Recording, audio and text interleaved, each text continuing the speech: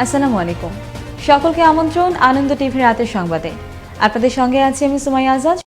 রাজধানী দারুস সালাম এলাকা থেকে সংঘবদ্ধ আন্তজেলা গাড়ির চোর চক্রের মূল হোতা সহ ৫ সদস্যকে গ্রেফতার করেছে র্যাব ৪।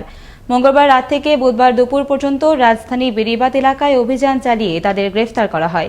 এ সময় তাদের কাছ থেকে উদ্ধার করা হয় চুরি হওয়া ৪টি পিকআপ, ৭টি টায়ার রিং, জব্দ করা হয় ৭টি মোবাইল ফোন সেট।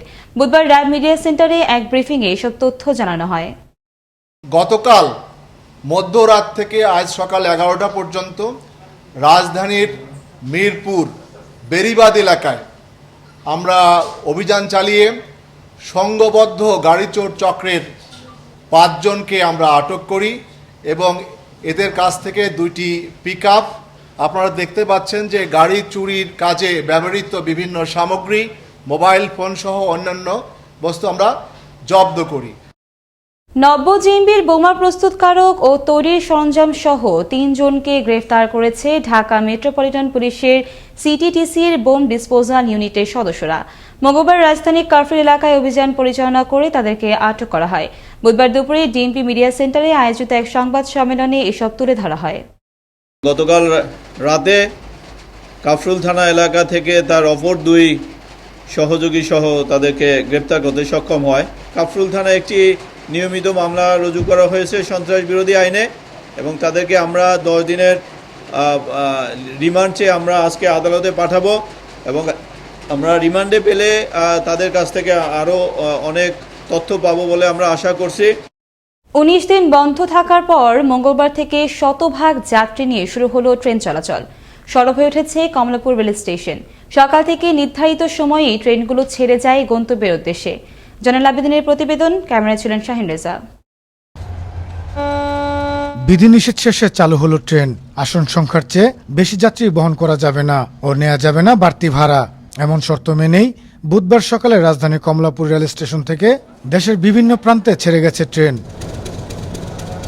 খুব বেশি ভিড় ছিল না রেল স্টেশনে। আন্তনগর এক্সপ্রেসগুলোতে তেমন যাত্রী চাপ না থাকলেও লোকাল ট্রেনে চাপ ছিল চোখে পড়ার মতো। ট্রেন চলাচলে সন্তোষ জানিয়েছে যাত্রীরা, তবে উপেক্ষিত ছিল স্বাস্থ্যবিধি।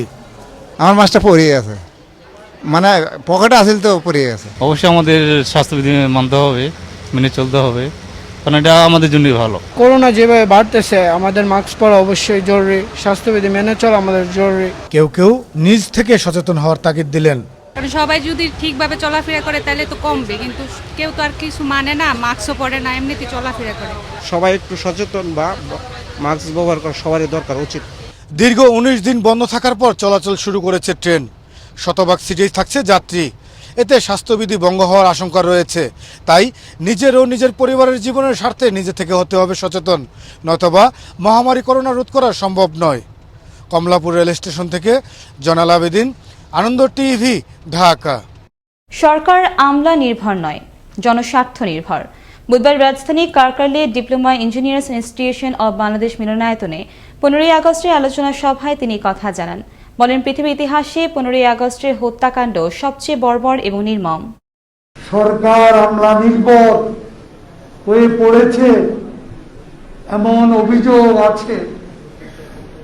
আমি বলতে চাই, শেখ হাসিনার সরকার রাজনৈতিক সরকার। রাজনীতিকরা সিদ্ধান্ত নেয়, বাস্তবায়ন করে আমলারা।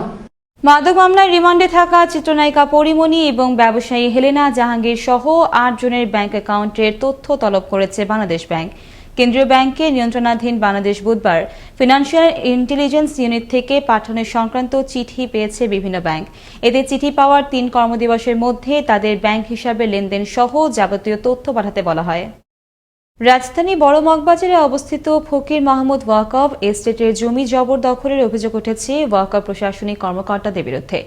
এমন অভিযোগে জড়িতদের বিচারে মানববন্ধন করলেন ওয়ারিশগণ ও স্থানীয়রা। বুধবার মগবাজার ওয়াকফ স্টেটের সামনে মানববন্ধন অনুষ্ঠিত হয়।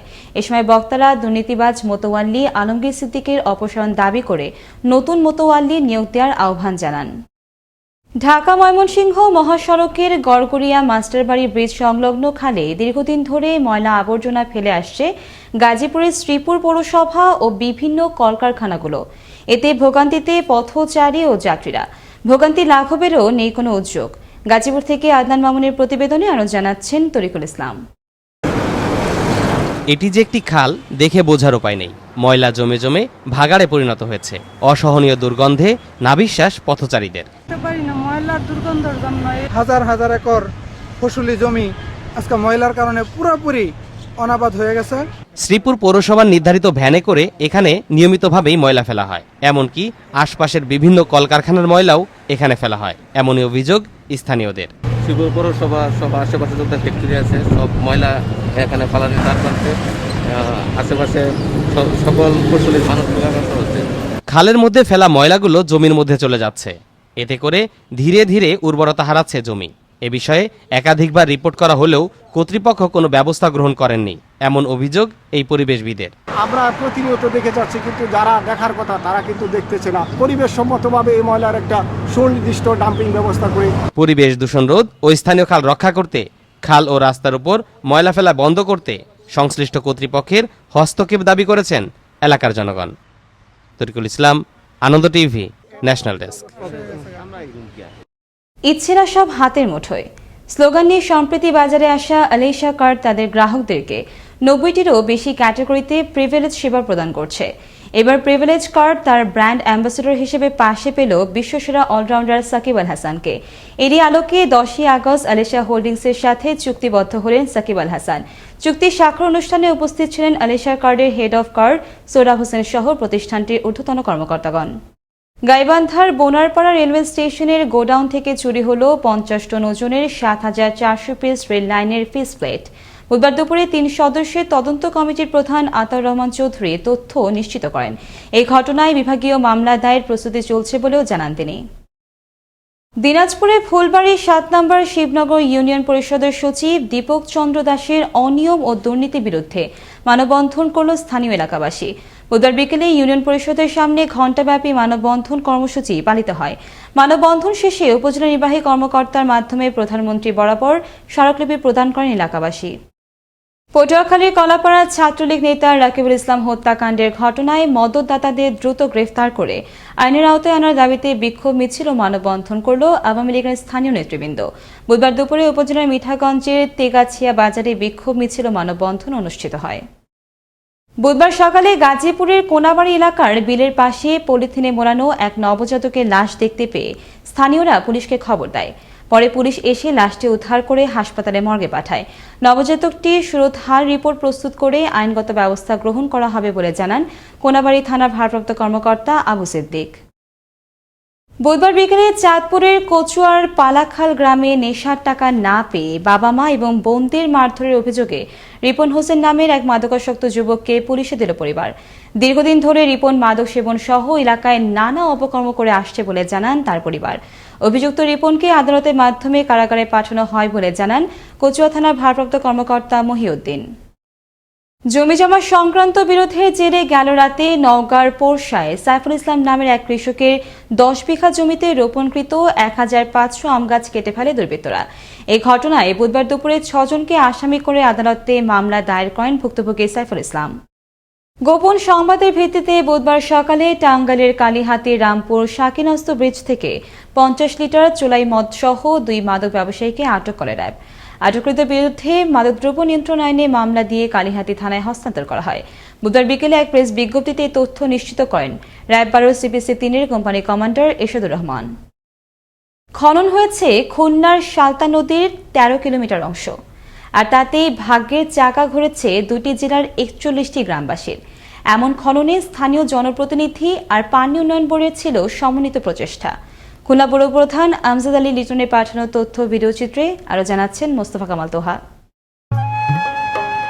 নদীমাতৃক বাংলাদেশের নদী জীবন জীবিকার অন্যতম যোগান। বাংলাদেশ পানি উন্নয়ন বোর্ডের গবেষণা মতে বাংলাদেশের নদীর সংখ্যা 405টি। কোন কোন সূত্র মতে নদীর সংখ্যা 230টি।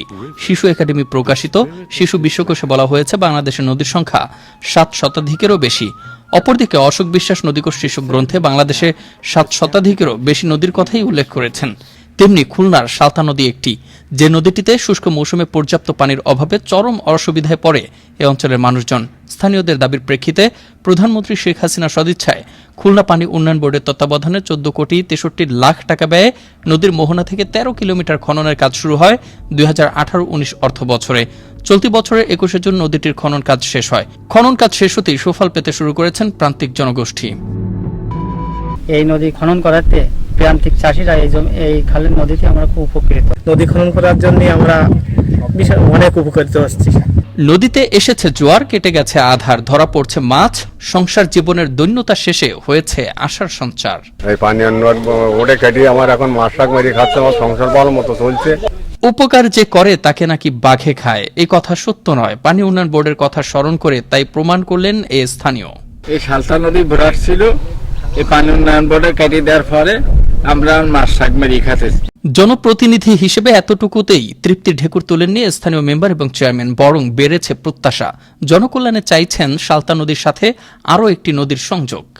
যে এই সালতা নদীর পাশে খালগুলো আছে এইগুলো খনন করে তাহলে যেটুক জলবদ্ধতা আছে এটুক ভবিষ্যতে আর থাকবে না। যদি তালতলা নদীটা খুব দ্রুত খননের আওতায় নিয়ে আসতে পারতাম আমরা সকলে মিলে, তাহলে জলবদ্ধতা দূরীকরণ সহ একটি স্বস্তিময় পরিবেশ তৈরিতে ব্যাপক সহায়ক হতো। নদীটির সাথে অন্য একটি নদীর সংযোগের কথা জানালেন পানি উন্নয়ন বোর্ড কর্মকর্তাও। সংযুক্ত আরেকটি নদী রয়েছে যেটা আপনারা জানেন, তালতলা বাগারস্তা নদী। এই নদীটি যদি পুনঃখনন করা হয় সেক্ষেত্রে আরো এর সুফল আরো বেশি পাওয়া যায়। পশ্চিম সালতা নদী খুলনার ডুমুরিয়া উপজেলার 27টি গ্রাম ও সাতক্ষীরার তালা উপজেলার 14টি গ্রামের পাশ দিয়ে বয়ে গেছে। সংশ্লিষ্ট দপ্তর আর স্থানীয় জনপ্রতিনিধিদের সমন্বিত প্রচেষ্টার মাধ্যমে গ্রামগঞ্জের এমন উন্নয়নের কথাই বারবার বলে আসছিলেন প্রধানমন্ত্রী শেখ হাসিনা। খুলনার সালতা নদীটি বদলে যাওয়া বাংলাদেশের বাস্তব দৃষ্টান্ত। অন্যরাও এগিয়ে আসুক এমনই জনকল্যাণে। মুস্তফা কামাল তোহা, আনন্দ টিভি, ন্যাশনাল ডেস্ক। গোপন সংবাদের ভিত্তিতে কুমিল্লায় পৃথক অভিযান চালিয়ে 10 কেজি 800 গ্রাম গাঁজা ও 333 পিস ইয়াবা সহ 5 মাদক ব্যবসায়ীকে আটক করে র্যাব। বুধবার দুপুরে জেলার মোগলটুলি এবং খিলপাড়া এলাকা থেকে তাদের আটক করা হয়। আটককৃতদের বিরুদ্ধে সংশ্লিষ্ট থানায় মাদকদ্রব্য নিয়ন্ত্রণ আইনে মামলা প্রক্রিয়াধীন রয়েছে বলে জানান র্যাব 11 সিপিসি 2 এর অধিনায়ক মেজর সাকিব হোসেন। দিনাজপুরে এক যুবতীকে বিয়ের প্রলোভন দেখিয়ে শ্লীলতাহানি করে ভিডিও ধারণের অভিযোগে দায়েরকৃত মামলায় ফরিদুল ইসলাম নামের এক ব্যক্তিকে গ্রেফতার করে পুলিশ। গেল রাতে জেলা শহরের কাঞ্চন ব্রিজ এলাকা থেকে তাকে গ্রেফতার করা হয়। বুধবার দুপুরে অভিযুক্ত ফরিদকে আদালতের মাধ্যমে কারাগারে পাঠানো হয়। ফেনীতে স্বর্ণ ডাকাতির মামলায় গ্রেফতার হওয়া জেলা গোয়েন্দা পুলিশ ইন্সপেক্টর সাইফুল ইসলামকে 4 দিন এবং বাকি 5 পুলিশ সদস্যের 3 দিন করে রিমান্ড আবেদন মঞ্জুর করেন ফেনীর সিনিয়র জুডিশিয়াল ম্যাজিস্ট্রেট আদালত। বুধবার বিকেলে তাদের আদালতে হাজির করা হলে বিচারক আব্দুল্লাহ খান এ আদেশ দেন। এর আগে গেল 8 আগস্ট চট্টগ্রামের স্বর্ণ ব্যবসায়ী কমল কান্তিকে ফেনীর ফতেপুরে আটক করে তার কাছ থেকে 20টি স্বর্ণের বার ছিনিয়ে নেয় অভিযুক্তরা। নারায়ণগঞ্জে অক্সিজেন সিলিন্ডারে মিটার বিস্ফোরিত হয়ে দগ্ধ হলেন ক্লিনিকের 2 ওয়ার্ড বয়। বুধবার দুপুরে শহরের চাষারা বালুর মাঠ এলাকার একটি ক্লিনিকে ঘটে ঘটনা। দগ্ধ একজনকে ওই ক্লিনিকে এবং অন্যজনকে শেখ হাসিনা বার্ন ইউনিটে ভর্তি করা হয়। এই ছিল এখনকার মতো। আনন্দ টিভির সর্বশেষ সংবাদ এবং বিনোদন সবার আগে দেখতে ভিজিট করুন www.facebook.com/anandotv এই পেজে। ধন্যবাদ সকলকে, শুভরাত্রি।